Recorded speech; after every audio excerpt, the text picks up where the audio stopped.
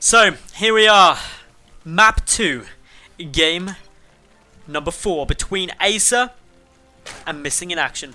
This is going to be exceptionally fun. Because everything on the line now for Frozz and Missing in Action. So we'll wait and see what's going to be going on. Anyway, spawning down in the bottom right hand position as the red Zerg player. He represents Team Acer.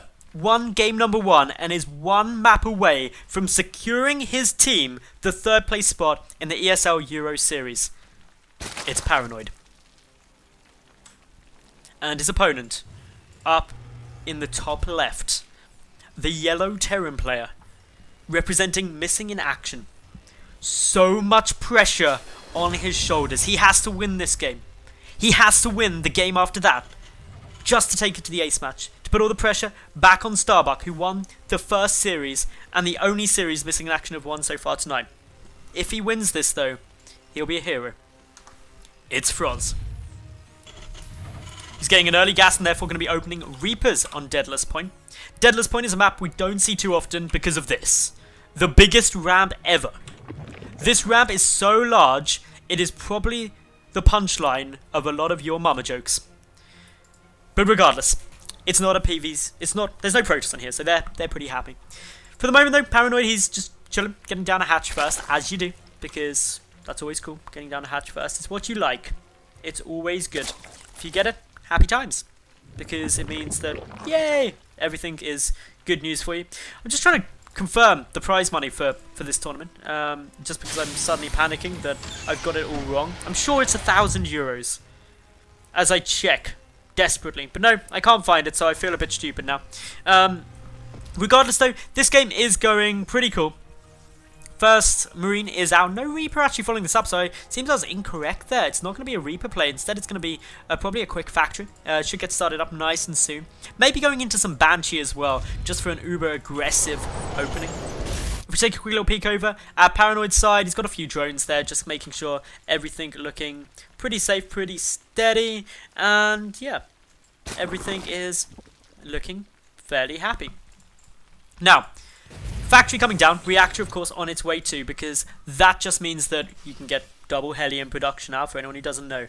And the big thing that I want to see coming down from Frozz is a bit more splash damage if this goes into the mid game. I think his biggest issue in game number 1 was the fact that at any one time he only ever seemed to have like 2 tanks and a Widow Mine out.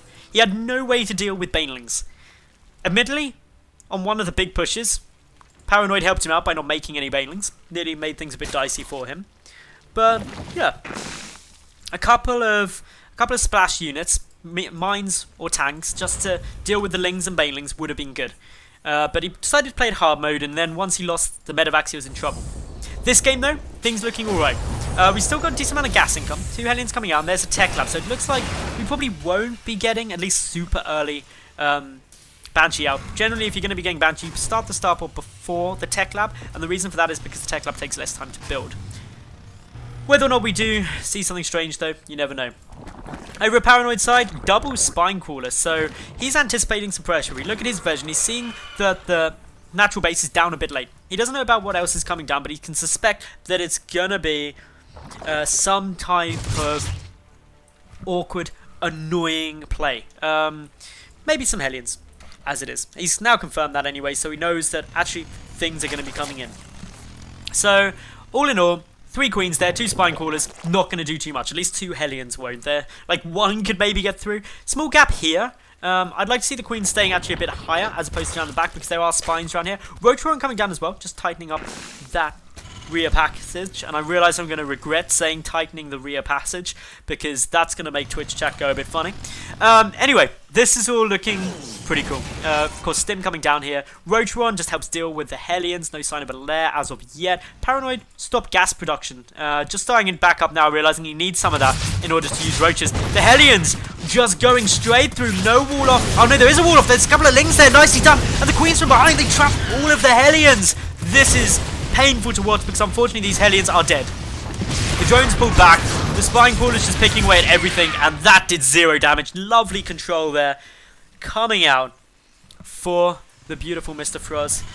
The lovely Junior from ESL confirmed that it was €1,000 for third place winner. I did think it was that. But yeah, this is, of course, great news at the moment for ParanOid. Looking good for Acer.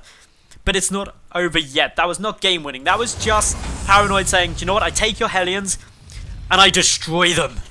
That's what he says. Because, yeah, I imagine that's what ParanOid's like. Whenever I manage to kill some Hellions as they're coming in, I, of course, go for, like, the touchdown cheer as a Zerg player.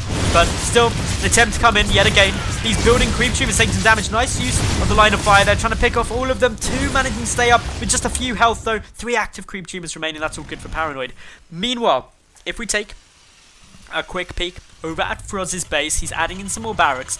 His first starport getting started, stim nearly done, and he's got 1 engineering bay. Already switching it up, not the double engineering bay that we saw in the first map, no double upgrades. And plus 1 missile attack coming down from ParanOid. So that's a bit cool. Plus 1 missile attack you don't often see, unless you're going to see a lot of roaches and roach hydra. Expecting maybe mech. It's not going to be mech. For the moment, the vision actually coming down for ParanOid is limited. He hasn't seen too much. This Overseer is about to come in, though, and get a little confirmation. Hydra then coming down regardless, though. So, just because of how many Hellions there's been, ParanOid suspecting it could be a mech-style play. It isn't, though. It's definitely bio. We do have tanks, once more, making their way out onto the field. Already as many as the peak number in the first map. I'll be interested to see where this Hydra den finishes. I'm guessing you kind of have to now. It's an odd situation to get into. It is going to finish up. Whether we see any Hydralisks, though, will be quite interesting. There are some nice timings you can make, of course. If the balance changes on the test map do go through, we may be seeing a lot more Hydra play in Zergs.